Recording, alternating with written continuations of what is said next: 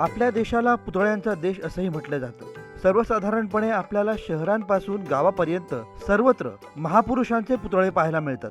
त्यांची हेळसांड होत असल्याच्या बातम्याही आपण पाहतो। पण नागपूरमध्ये असा एक पुतळा आहे ज्याचा इतिहास रंजक आहे। कदाचित देशातील अशा प्रकारचा हा एकमेव पुतळा असावा।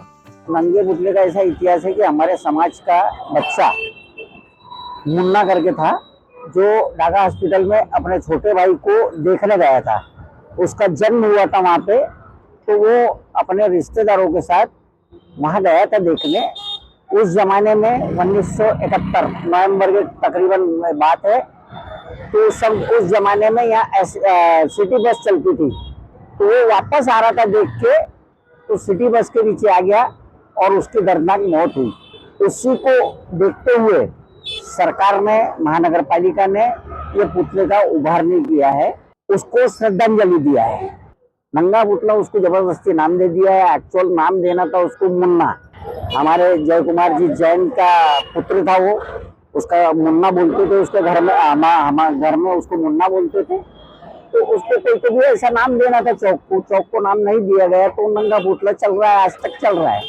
या पुतळ्याची अनेक वैशिष्ट्ये आहेत।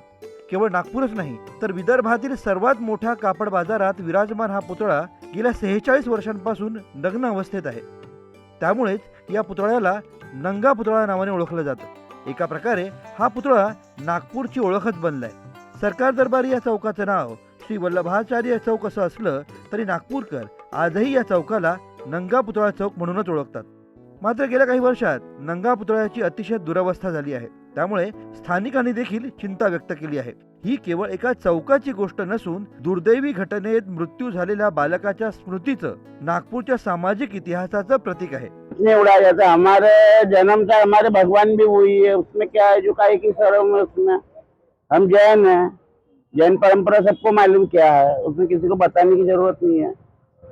जैन परंपरा क्या है सभी को मालूम है, उसमें बताने की किसी को कोई जरूरत नहीं है। जब मैं जो देख के आ रहा था, जब ये चड्डी बनियान पे था, उस टाइम पे कपड़ों की इतनी वो नहीं थी, तो वो हिसाब से, और वो जब गुजरा था तब वो बनियान वनियान सब फट चुकी थी, सिर्फ चड्डी पे था। और जब वो एक्सीडेंट हुआ, जब उस टाइम पे समझ लो वो नंगा ही था।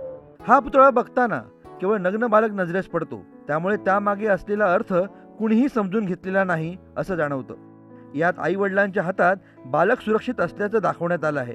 इतवारी प्रभागाचे नगरसेवक संजय बालपांडे पुतळ्याच्या डागडुजी आणि सौंदर्य करण्यासाठी 25 लाख रुपयांच्या निधीची मागणी करणार आहेत। या नंगा पुतळ्याच्या संदर्भात माहिती मागून डागडुजी संदर्भात योग्य पाऊल उचललं जाणार आहे अशी माहिती नागपूरच्या महापौर नीता ठाकरे यांनी दिली आहे।